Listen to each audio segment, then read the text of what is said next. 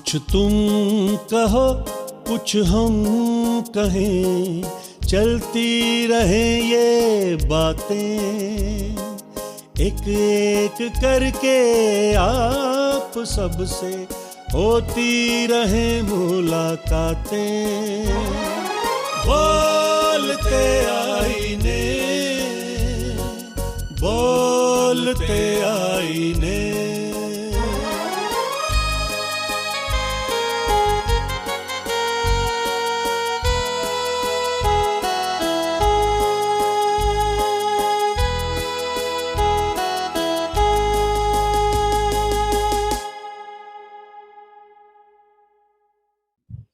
फूल ही फूल खिल उठे मेरे पैमाने में, आप क्या आए बहार आई मैखाने में। बोलते आने के तमाम जितने भी दर्शक हैं, नाजरीन हैं, आपका बहुत बहुत स्वागत है। आज की एक बहुत ही खूबसूरत और बेइंतहा एक लाजवाब एपिसोड के साथ हम आए हैं। इससे पेश करके मैं आगे बढ़ूं, मैं दो एक बातें आपको नाजरीन बताना चाहूंगा। मैं हूं आपका दोस्त सैमसन डेविड, प्रोड्यूसर एंकर बोलते आने यूट्यूब चैनल।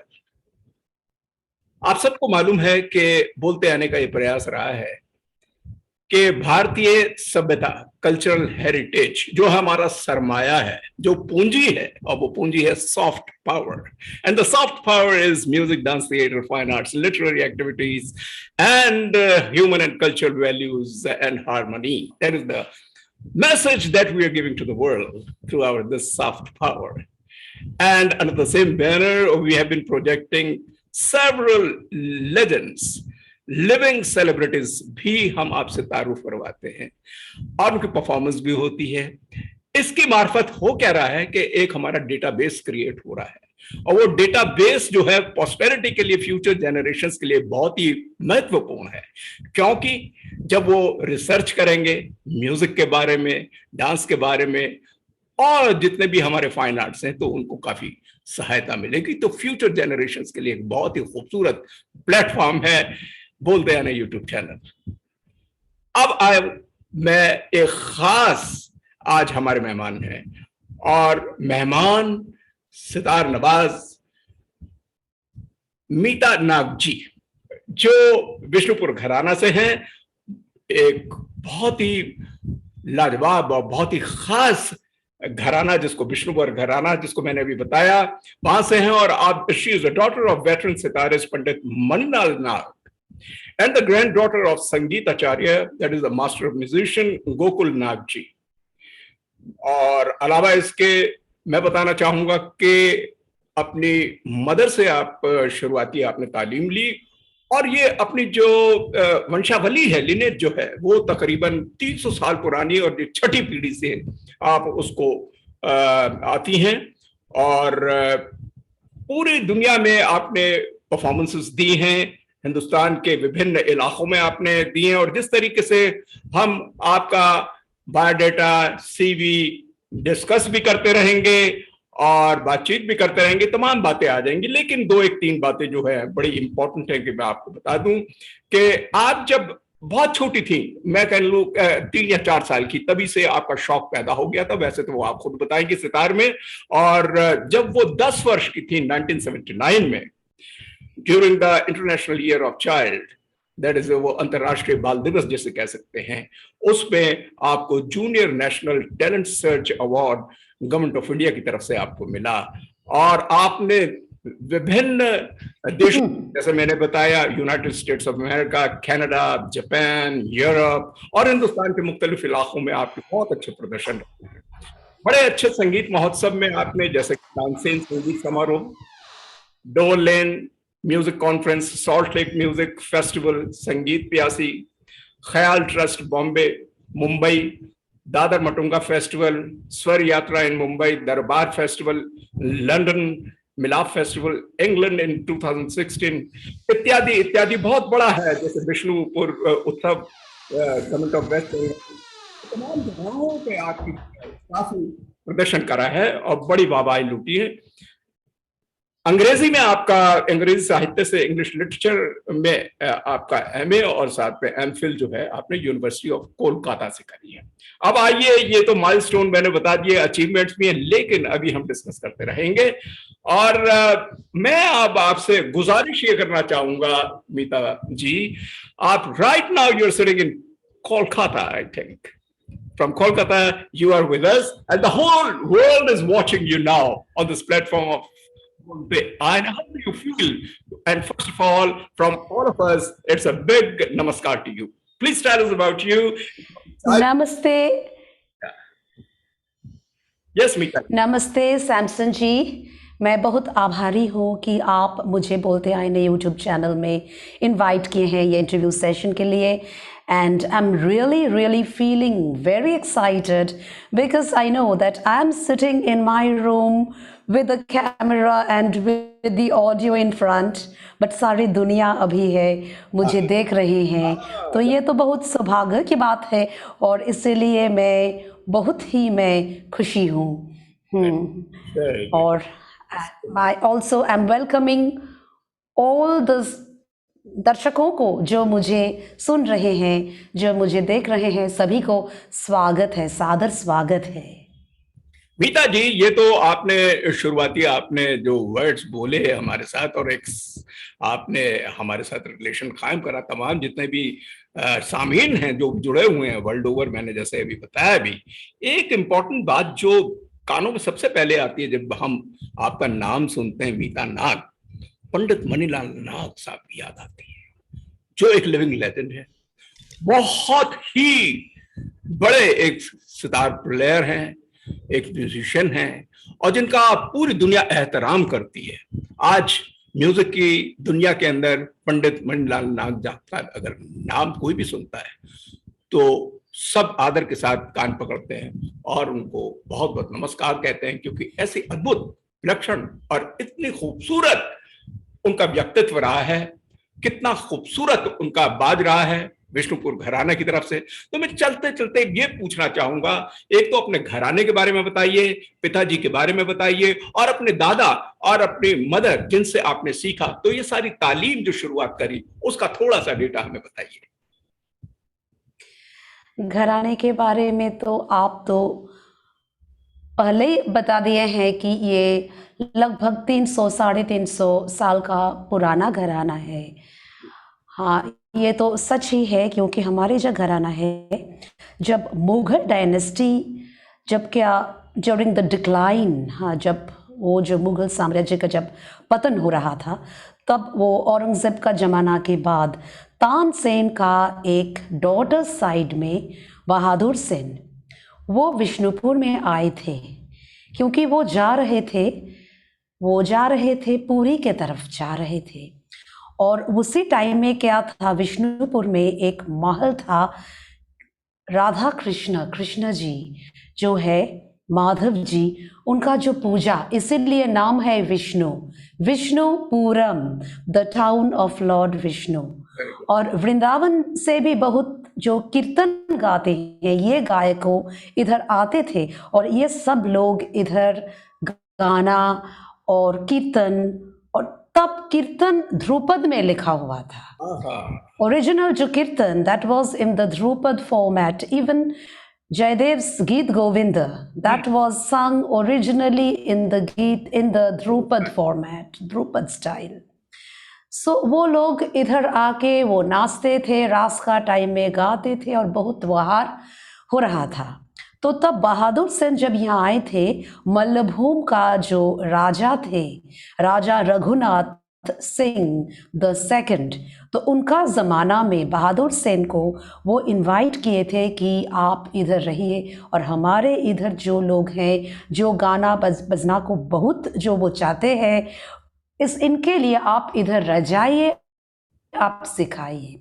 तो तब बहादुर सेन विष्णुपुर में रह गया, और he was the first musician to introduce this Drupad style of song to the people of Bishnupur. And the first Bengali people like Ram Shankar Bhattacharya, Gadadhar Chakravarti ji, they were disciples of Bahadur Sen. And this is how the Vishnupur Gharana really started. And from them, उनका जो शिष्य प्रशिष्य उन्होंने जो training दिया था, तालीम दिया था, पहले वो लोग गाना के साथ ध्रुपद में रुद्रवीणा भी बजाते थे, सुरबहार भी बजाते थे, और लेटर ऑन मधुसूदन भट्टाचार्य जो जदु भट्ट का जो पिताजी थे, वो पहले sitar, that is the first name we get who played the sitar in Vishnupur gharana. और सितार बनारस का जो स्टाइल था, काशी का जो स्टाइल था, काशी का किसी पंडित के पास, उसका एनोनिमस है, अभी हमारे पास वो नाम नहीं दिया गया जो किताब में है, उनके पास मधुसूदन भट्टाचार्य जी ने सितार सीखा. और फिर इस तरह ये घराना आगे बढ़ा. फिर जब the musicians in the late 18th century, and sorry, it's the late 19th century, beginning of 20th century, वो लोग क्या था, कलकत्ता में तब राजा शौरेंद्र मोहन टैगोर और राजा द्वारकानाथ टैगोर, जो हमारे महाकवि रविंद्रनाथ टैगोर का जो दादाजी थे, उनका घर में ये लोग सब आए थे, क्योंकि दे patronized this Vishnupur Gharana. And Rabindranath Tagore himself, he had his training under the gurus of Vishnupur Gharana. Rabindranath Tagore Vishnupur घराना का गुरुओं के पास बचपन में तालीम लिए थे. विष्णु चक्रवर्ती, राधिका प्रसाद गोस्वामी, जदु भट्ट, ये सब लोग तब कलकत्ता में आके उनके घर में थे. और रविंद्रनाथ का जो एल्डर ब्रदर थे, जो भैया थे, ज्योतिन्द्रनाथ टैगोर, वो उसका बहुत गाना और म्यूजिक ड्रामा का शौक था. वो इन लोगों को अपना घर में वो इनवाइट करके कोर्ट म्यूजिशियन बना के वो लोग इधर चर्चा करते रहते थे. तो this is how the gharana actually came to Kolkata.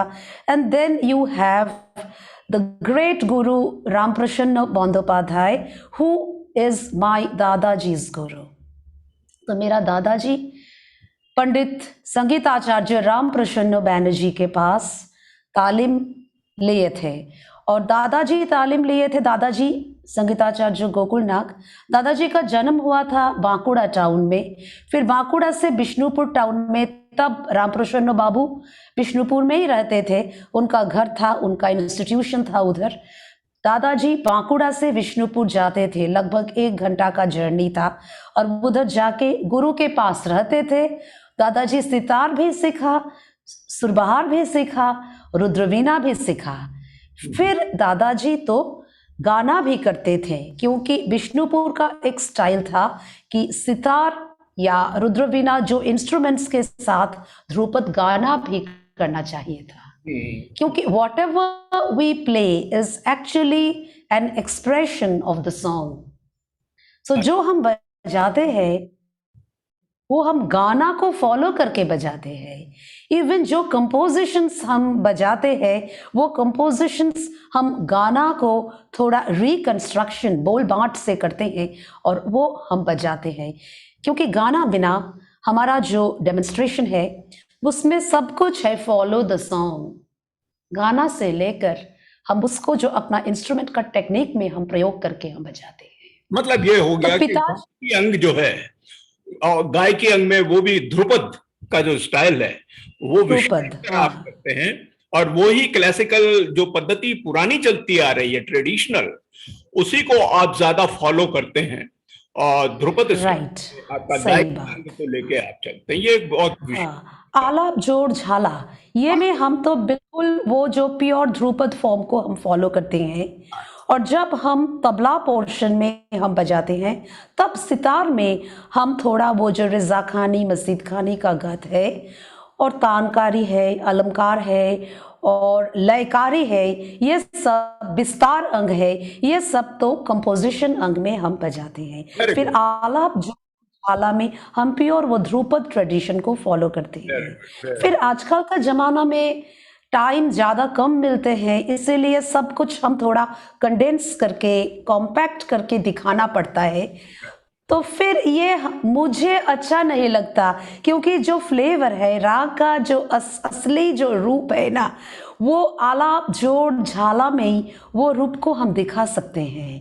तो इसीलिए हम स्टेज में ज़्यादा टाइम नहीं मिलते, तो फिर अभी अभी मेरा इच्छा है और मैं कोशिश प्रयास भी करती हूँ कि डिजिटल रिकॉर्डिंग में ज़्यादा आलाप जोड़ ये सब बजा के मैं अपलोड करती रहती हूँ, क्योंकि लोगों इंटरनेशनली वो लोग तो एटलीस्ट वो लोग को मालूम होगा कि हमारा बिष्णुपुर का स्टाइल हम कैसे बजाते हैं। क्योंकि खुद पंडित रविशंकर जी विष्णुपुर को बहुत मानते थे और बाबा अलाउद्दीन हमारा जो दादाजी का बहुत मानते थे, और दोनों में बहुत एक अच्छा संपर्क भी था। वो दोनों गुरु को बहुत सम्मान करते थे, मानते थे। क्योंकि एक बात मैं आपको बताऊं, बचपन में मेरा दादाजी एक बार पिताजी को बोला, एक काम करो, तुम मैहर जाओ और बाबा के पास सीखो, मैं बाबा को एक चिट्ठी लिखती हूँ। तो दादाजी एक चिट्ठी लिखा और अलाउद्दीन खान साहब को भेजा। तो तब अलाउद्दीन खान साहब एक रिप्लाई दिए थे कि तुम जिनके पास सीख रहे हो, तुम्हारा पिताजी वो एक बहुत बहुत बड़ा गुणी आदमी है, उनके पास तुम सीखो तो तुम्हारा पूरा जो संगीत का ज्ञान हो जाएगा, उनको छोड़ के मेरे पास आने का कुछ जरूरत तुम्हारा नहीं है। अरे वाह, ये बड़ी अच्छी इंसिडेंट बताई आप, बहुत अच्छी बात। ये और वो चिट्ठी हमारा घर में अभी वो आर्काइव में रखा हुआ है। अलाउद्दीन खान साहब वो अपना हाथ से वो लिखे थे। तो हाँ, तो तब से at least at this moment you could have shown this to the public, to the yeah, because it's at home, and I really, it's in some files, and maybe sometimes you will be able to, if I get it, I'll present it to you. Maybe I can show it to you sometimes. अच्छा मीता जी, मैं आपको बीच में रोक रहा हूँ थोड़ा सा, क्योंकि अभी आपने थोड़ी सी देर पहले कहा कि आप जो है आजकल का जमाना चेंज हो गया है और डिजिटली रिकॉर्डिंग वगैरह जो होती है और जल्दी जल्दी में बजाना पड़ता है, लेकिन वो आप चाहते नहीं। लेकिन इस वक्त मैं गुजारिश करना चाहूंगा, और मैं पहले माफी मांग रहा हूं कि बड़ा छोटी सी परफॉर्मेंस आपसे, कम से कम इस वक्त राग जोग मेरी एक बड़ी पसंदीदा एक राग है, उसमें एक छोटा सा कुछ आप प्लीज कंपोजिशन दिखाइएगा क्लास। ठीक है, मैं थोड़ा सा, मैं 1-1.5 मिनट में मैं थोड़ा आलाप से मैं शुरू करती हूँ। आलाप में मैं थोड़ा एक लाइन करके मैं जोड़ भी दिखा देती हूँ, उसके बाद मैं 3 ताल में हमारा एक कंपोजिशन मैं बजाऊंगी। वेलकम। ओके, मैं कोशिश करती हूँ।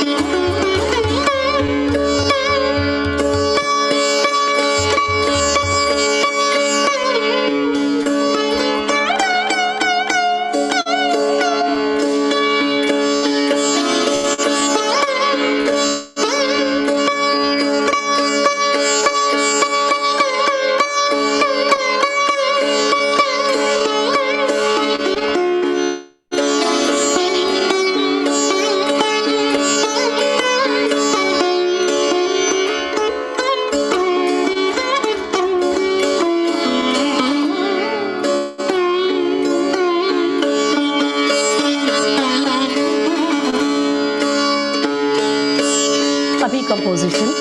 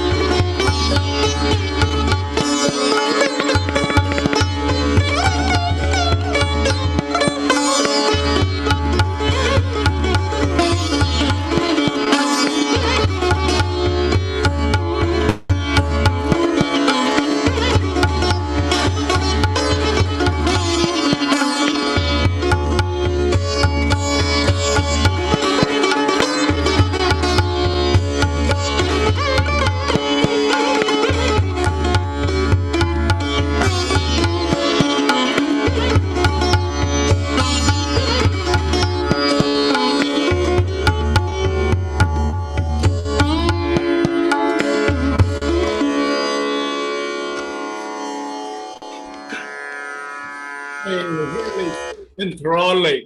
It is such a marvelous, fabulous.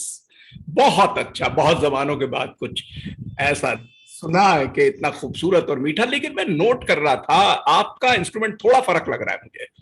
ये कोई तुम्बा मैं देख रहा हूँ, दो लगे हुए हैं, तो ये एक ट्रेडिशनल है आपका शायद। ये क्या बात है? ये तो कमाल, तभी आवाज भी इतनी खूबसूरत निकल रही है। इस पे थोड़ा बात यह है कि आजकल तो टेक्नोलॉजी बहुत सोफिस्टिकेटेड हो गया है, तो इसीलिए दोनों टुम्बा का ज़रूरत नहीं पड़ता है। फिर ट्रेडिशनली दोनों टुम्बा इधर था एकॉस्टिक्स के लिए, जैसा रुद्रवीणा में, सुरबहार में एक ऊपर का टुम्बा और एक जो मेन टुम्बा है ना, ये ऊपर का टुम्बा आप देखिए, ये जो है राउंड है, और पीछे में देखिए ये जो हॉलो है, और ये तो डंडी तो हॉलो है ना, तो जब साउंड निकलता है इधर से साउंड निकल के वो वॉल्यूम बढ़ जाता था। अरे मैं कह रहा हूँ, हाँ, तो this was purely an acoustic. और अभी क्या है, अभी ये देखने में भी बहुत खूबसूरत है ना, बिना जैसा लगता है। और देखिए जब मैं रखती हूँ ये बहुत एक ऐसा हाँ, जब मैं फ्लोर में जब रखूंगी, क्या स्टेज पे रखूंगी, ये देखिए ये जो है हॉराइजॉन्टल, और ये जो बहुत आर्टिस्टिक लुक भी होता है। हाँ, ये है। और देखिए मैं तो ट्रेडिशन को मैं बहुत तो मानती हूँ, तो इसीलिए तो मेरा दादाजी, पिताजी, ये सब लोग तो ये टुम्बा लगा के बजाए, तो ये मैं छोड़ूंगी नहीं। अब कभी कभी ऐसा होता है जब मैं ज़्यादा ट्रैवल करती हूँ, ये टुम्बा एक बार टूट गया था, तो वो दुकान में दे दिया, तो बहुत टाइम तो लग जाता है ये टुम्बा को फिर जोड़ने के लिए। इसलिए इंटरनेशनल ट्रैवल के लिए कभी कभी मैं एक टुम्बा को मैं छोड़ती हूँ। फिर अभी मैं क्या किया, अभी मैं टुम्बा को संभालने के लिए और एक जो डबल टुम्बा वाला बॉक्स, उसमें उसका अंदर में पैडिंग किया, टुम्बा के लिए एक सेपरेट पैडिंग भी किया। और अभी मैं ट्रैवल करूँगी तो मैं समझती हूँ तो अभी मैं सेफ ट्रैवल कर पाऊँगी। ये दोनों टुम्बा सितार को लेके बॉक्स में। और एक बात है, आजकल जो यंग जनरेशन का जो है, ये लोग को मालूम नहीं है कि ये जो ट्रेडिशनली सितार में दोनों टुम्बा ही लगा जाता, ये भी उनको मालूम पड़ना चाहिए कि ये जो खरज पंचम सितार स्टाइल है, जो पंडित रविशंकर जी का है, जो मेरा पिताजी जो खरज पंचम, दो 3.5 ऑक्टेव सितार, इसमें तो ऐसा ये स्टाइल है। फिर हमारा सितार में पिताजी एक एक्स्ट्रा देखिए फ्रेट भी जोड़ दिया, जो है कोमल रिखाब। इधर एक एक्स्ट्रा फ्रेट भी मेरा है। ये क्यों, जब मैं थोड़ा हारमोनी बजाते हैं ना, जैसे धा सा पा सा, तो जैसा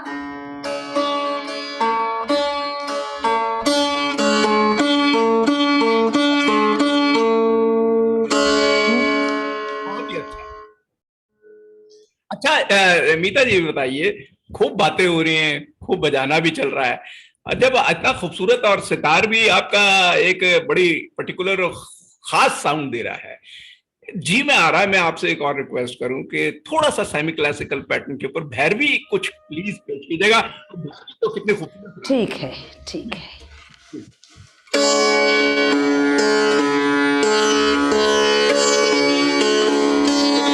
थोड़ा तानपुरा मध्यम में करना चाहिए।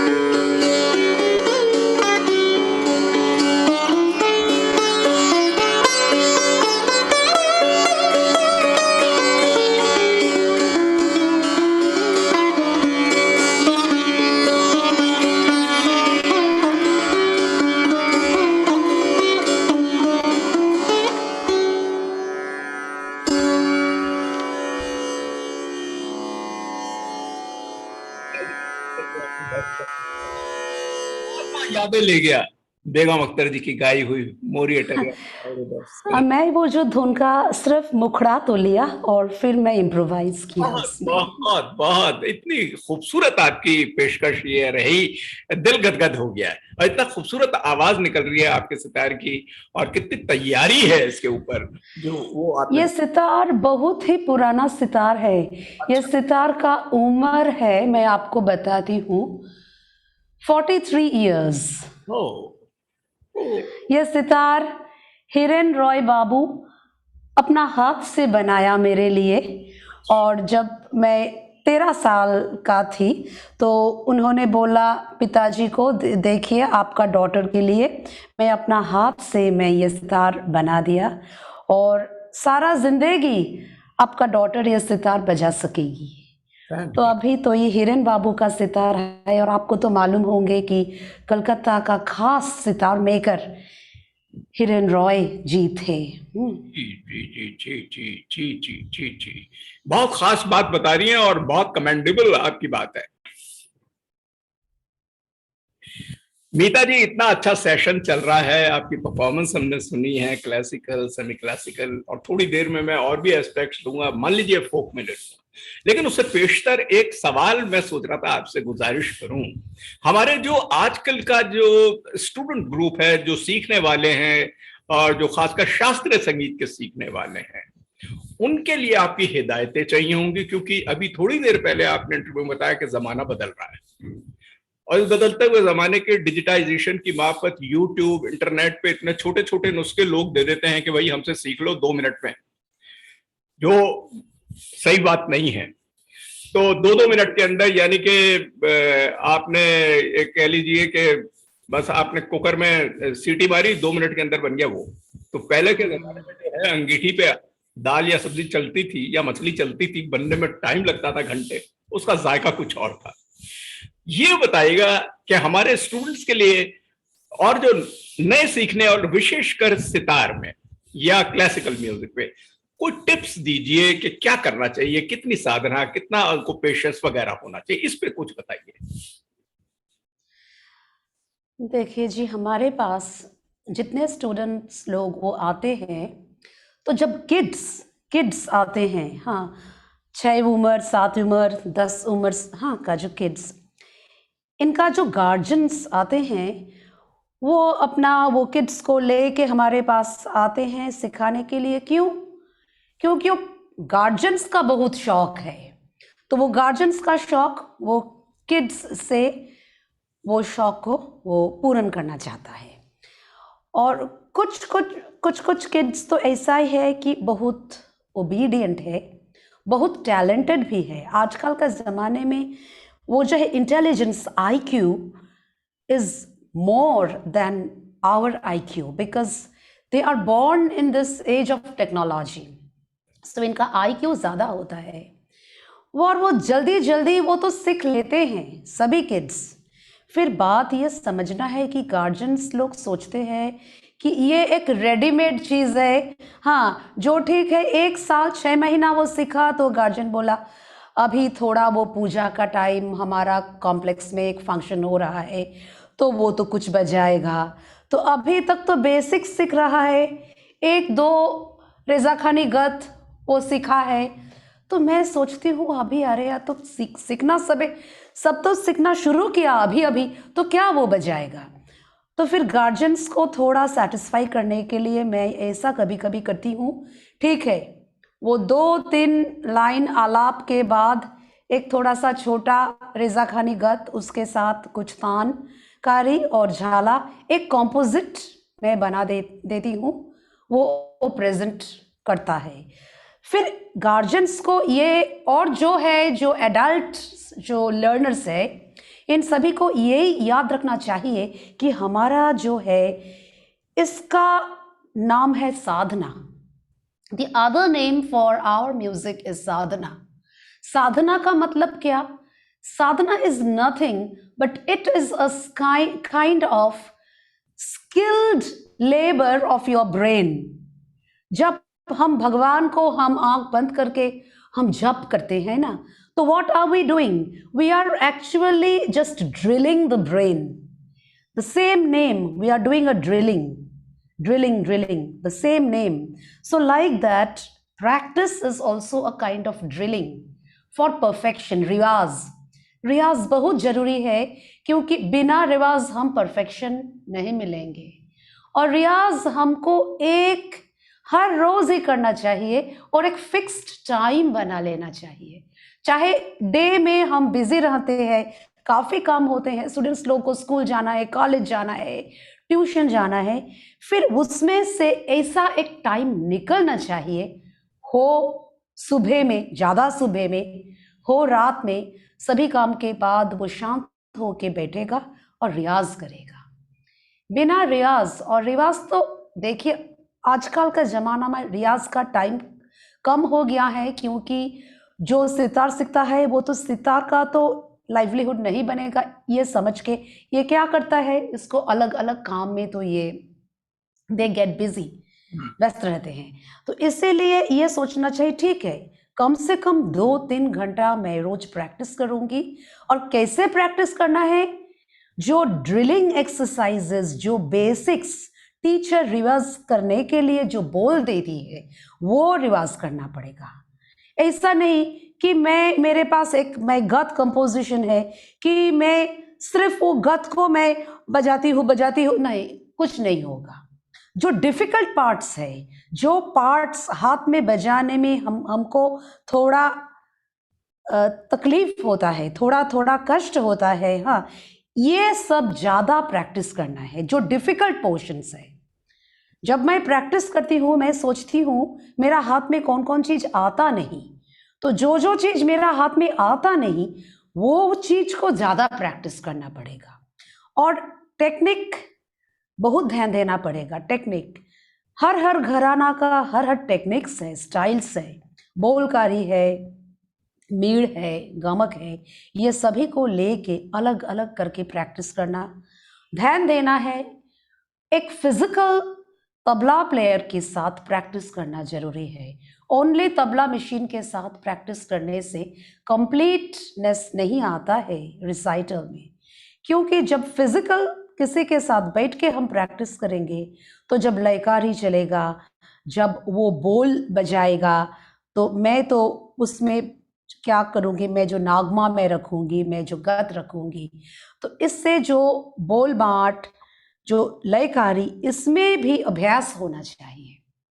ऐसा नहीं कि मैं ओनली मशीन से मैं प्रैक्टिस करता हूँ और फिर मैं स्टेज में जाके एक तबला प्लेयर आ जाता है, उनका साथ में बैठ जाता हूँ, ऐसा नहीं होना चाहिए।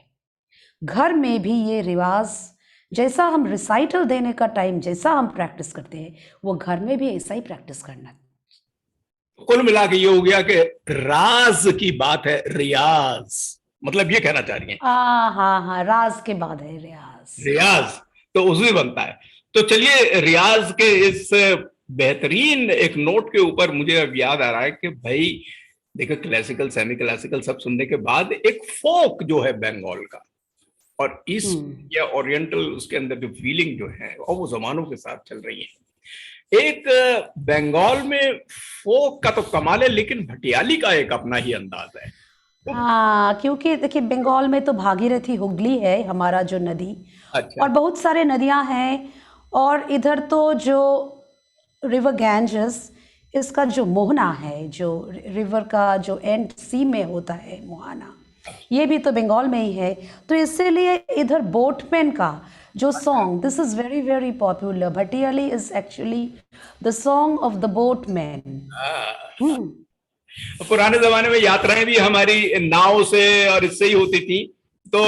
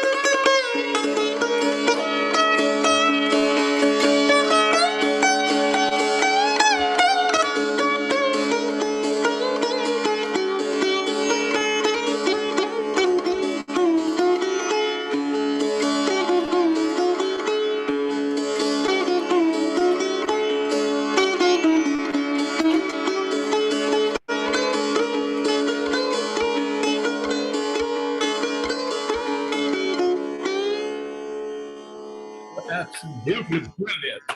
क्या fabulous, क्या बात है, क्या खूबसूरत। मान गए, मान गए। अच्छा मीरा जी, ये बताइएगा कि अब हम आखिरी मरहले पे पहुंच गए हैं अपनी ये जो डिस्कोर्स या हमारा जो गुफ्तगू या कन्वर्सेशन चल रही है, इस पे एक अंतिम सवाल मैं आपसे पूछूंगा और उसके बाद मैं एक और रिक्वेस्ट करूंगा कि प्लीज उसको दिमाग में जरूर रखिएगा, क्योंकि मैं इम्प्रॉम्प्टली इस बात कर रहा हूं कि कीर्तन स्टाइल में भी मैंने आपको सुना है कई बार आपके करीबन, क्योंकि गायकी अंग में बजाती हैं, तो एक सॉन्ग जरूर प्ले कीजिएगा आखिरी में। उससे पेशतर एक ये बात बताइए, आपने देखी United states of America, Canada, England, Germany वगैरह वगैरह, वहां के लोग जो हैं हमारे हिंदुस्तानी म्यूजिक, कल्चर, आर्ट, जो सॉफ्ट पावर है, इस सॉफ्ट पावर को किस तरीके के एहतराम से देखते हैं, इस पे प्रकाश डालिएगा प्लीज।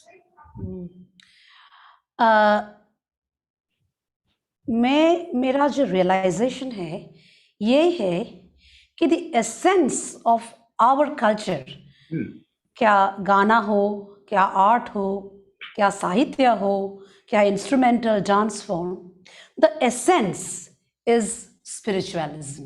क्या बात है। और ये जो एसेंस है, जो स्पिरिचुअलिज्म, सभी देश इनको बहुत रिस्पेक्ट करते हैं, चाहे अमेरिकन्स, चाहे यूरोपियंस, चाहे जापानीज।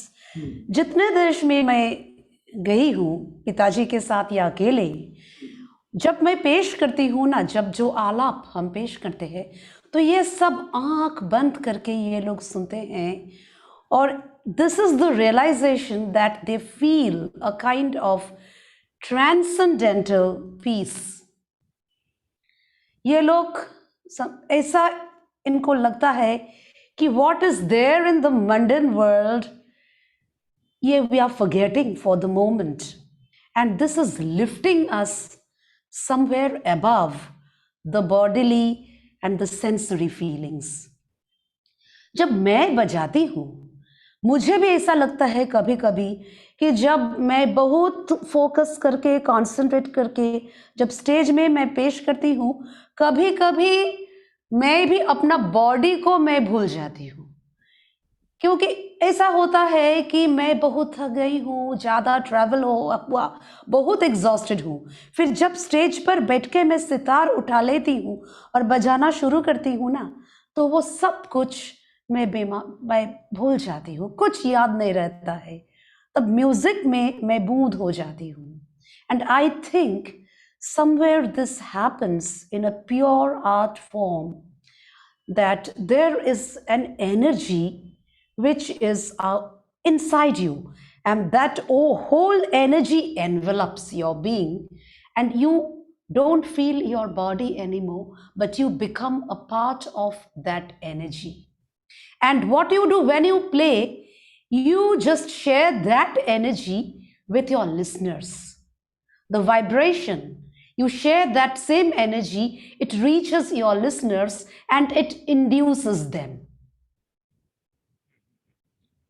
अपना जो एनर्जी वो चला जाता है अपना दर्शकों, श्रोताओं के बीच में, और एक कनेक्शन होता है जो ऊपर से होता है। This is I think the greatest thing about our art form, our music. Bharat का, हमारा देश का ये जो स्पिरिचुअल बेस है, और सब देश इसको बहुत बहुत मानते हैं और बहुत सम्मान करते हैं। ये मैं तो सभी देश में जब जहां जहां मैं अपना म्यूजिक पेश किया, मैं देखा। जो बात कही आपने, एक मर्तबा म्यूजिक डायरेक्टर नौशाद अली साहब, जो कि काफी मकबूल एक म्यूजिक डायरेक्टर बॉलीवुड के रहे, तकरीर दी। उस तकरीर में उन्होंने बोला कि जो भारतीय म्यूजिक है, जब वो सुनते हैं विदेशी या कोई भी सुनता है, तो हमारे सर हिलते हैं, वाह वाह, आध्यात्म आता है, स्पिरिचुअलिज्म आता है। लेकिन जब अध्यात्म देखते हैं उनका जो दूसरा, तो हम उनके पैर हिलते हैं। तो आप देखिए, आप सर का बुलंद हमारा म्यूजिक सिस्टम जो भी है, खजाना है, ट्रेजर है म्यूजिकल, तो उस पे सर हिलते हैं।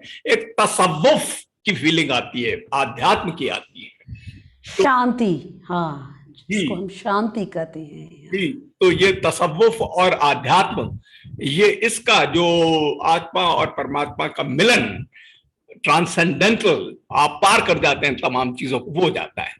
अच्छा ये बताइए मीता जी, आखिर में अब मैंने जैसे आपसे रिक्वेस्ट करी थी कि कीर्तन स्टाइल पे जरूर सुनाइए, क्योंकि बहुत मजा आता है उसको सुनने में आपका, तो उससे हम आज का शो को एंड जरूर करना चाहेंगे, प्लीज उसके बारे में तो बता। देखिए, तो हम जो आध्यात्मिक जो आपने अभी बताया ना, अध्यात्मवाद, उससे भी कीर्तन में हम आ गए ना, क्योंकि कीर्तन इज नथिंग बट संकीर्तन, it's a kind of religious communion क्या बात है। by praying and singing to Lord Krishna Bhagavan. तो ये है कीर्तन is actually that spiritual song in pray that is dedicated to Lord Krishna.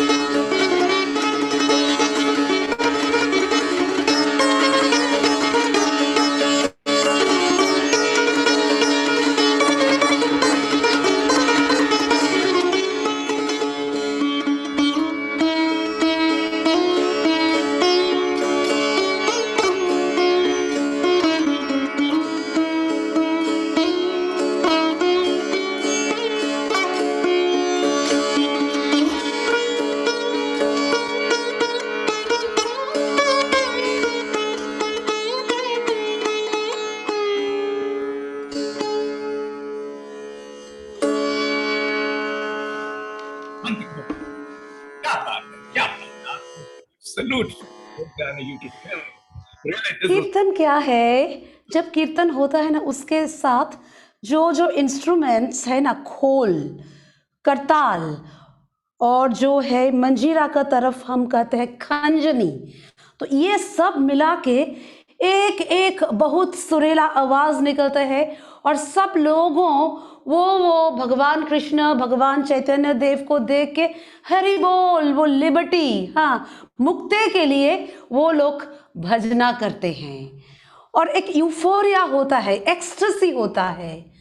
हाँ, जब एक साथ ऐसा वो डांस करते हैं, और ये जो कीर्तन, वो जो all instruments are playing, एक ecstasy is created, and that is very, very spiritual, you know.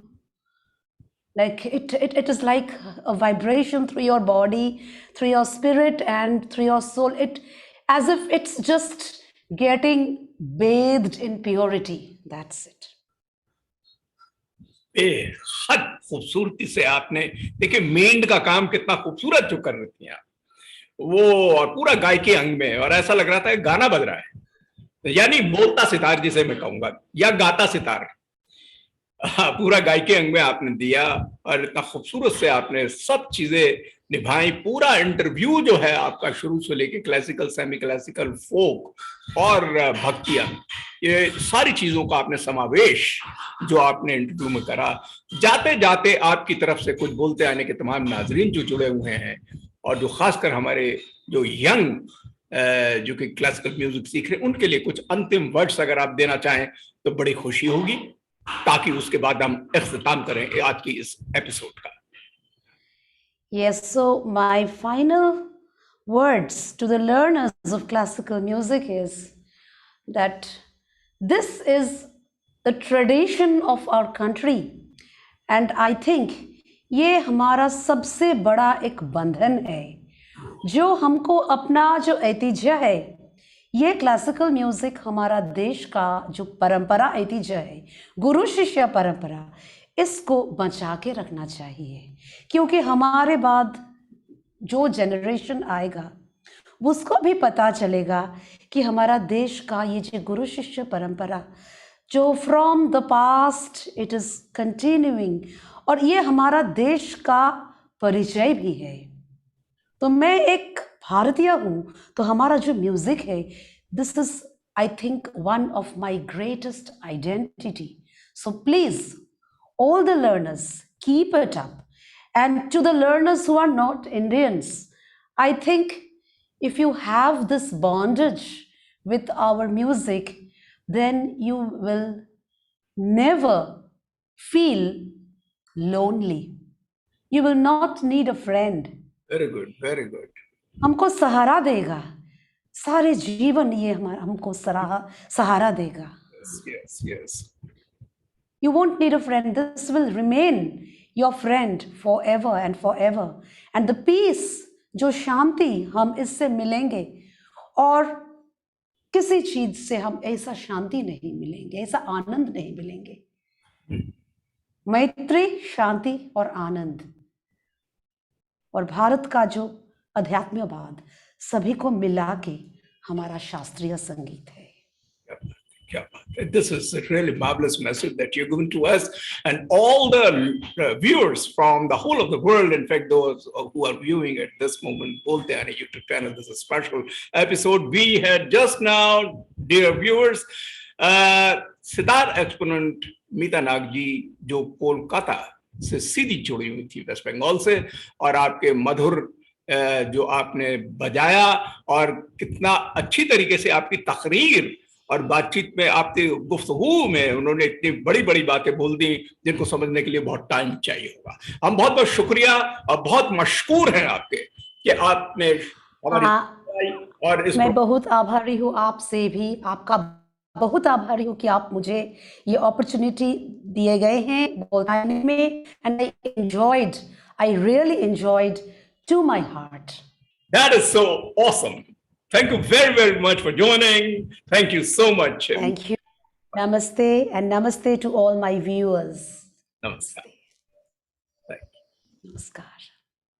बोलते आईने, बोल बोलते आईने